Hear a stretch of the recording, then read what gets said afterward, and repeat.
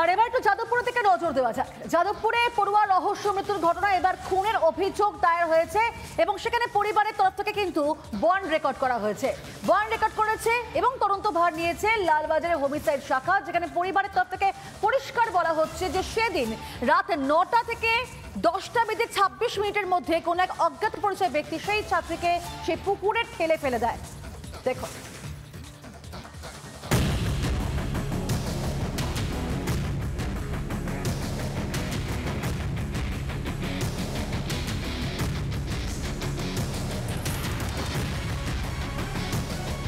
যাদবপুর বিশ্ববিদ্যালয়ে ছাত্রীর মৃত্যু 4 দিনের মাথায় দায়ের করা হলো খুনের অভিযোগ। গত বৃহস্পতিবার বিশ্ববিদ্যালয়ের ভেতরেই ঝিলপাড় থেকে উদ্ধার করা হয় অনামিকা মণ্ডলের দেহ। এবার সেই ঘটনায় খুনের মামলা রুজু করল মৃতের পরিবার। অজ্ঞাত পরিচয় ব্যক্তিদের বিরুদ্ধে অভিযোগ দায়ের লালবাজারে। সিপি মনোজ বর্মার সঙ্গে দেখা করে নিহত ছাত্রীর পরিবার। যাদবপুরে যে ছাত্রীর মৃত্যু হয় সেই ঘটনায় আজকে সকালবেলায় তার বাবা এবং তার বাড়ির লোক তারা কিন্তু লালবাজারে যান এবং গিয়ে কিন্তু খুনের ধারায় যাতে অভিযোগ দায়ের করা হয় সেই আবেদন জানান। সোমবার বিকেলে যাদবপুর থানায় যায় অনামিকার পরিবার। তাদের বয়ান রেকর্ড করে পুলিশ।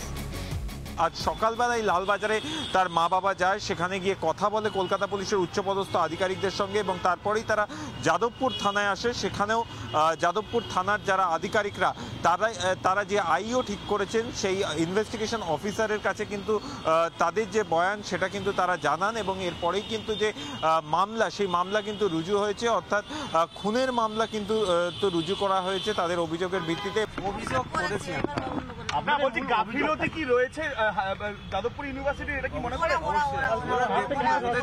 ওদের কাজটা করতে এটা পুলিশকে জানিয়েছেন? ঘটনার দিন মৃত ছাত্রী নেশাগ্রস্ত ছিল কিনা সেই বিষয়ে তদন্ত করছে পুলিশ। প্রাথমিক পোস্টমর্টম রিপোর্ট এসছে, সেখানে বলা হচ্ছে যে জলে ডুবেই মৃত্যু হয়েছিল, কোনো এক্সটার্নাল ফাউল প্লে ছিল না, এমনটাই কিন্তু সূত্র মারফত উঠে এসেছিল প্রাইমারি ওপিনিয়নে। এবং ভিসেরার জন্য ইতিমধ্যেই কিন্তু স্যাম্পল পাঠানো হয়েছে, তাই ভিসেরা রিপোর্টের দিকেও কিন্তু তাকিয়ে রয়েছেন তদন্তকারী আধিকারিকরা। অন্যদিকে পড়ুয়ার মৃত্যুর পর হঠাৎ করেই ঘুম ভেঙেছে বিশ্ববিদ্যালয় কর্তৃপক্ষের। সোমবার জলাশয়গুলি পরিদর্শন করেন ইঞ্জিনিয়াররা। জলাশয়ের ধারে রেলিং বসানোর তোড়জোড় কর্তৃপক্ষের। কিভাবে রেলিং বসানো যেতে পারে সে বিষয়ে কর্তৃপক্ষকে রিপোর্ট দেবে ইঞ্জিনিয়ারদের প্রতিনিধি দল। একের পর এক পড়ুয়া মৃত্যু, আর বারবার খবরের শিরোনামে উঠে আসে যাদবপুর বিশ্ববিদ্যালয়। পড়ুয়াদের প্রাণ যায় আর তারপর টনক নড়ে কর্তৃপক্ষের। আর কত প্রাণ গেলে হুঁশ ফিরবে প্রশাসনের? ক্যামেরায় আলী হোসেনের সঙ্গে অর্ণব মজুমদারের রিপোর্ট, রিপাবলিক বাংলা, কলকাতা। নানা ধরনের কন্টেন্ট দেখার জন্য লাইক করুন, শেয়ার করুন আমাদের ফেসবুক পেজ, সাবস্ক্রাইব করুন আমাদের ইউটিউব চ্যানেল।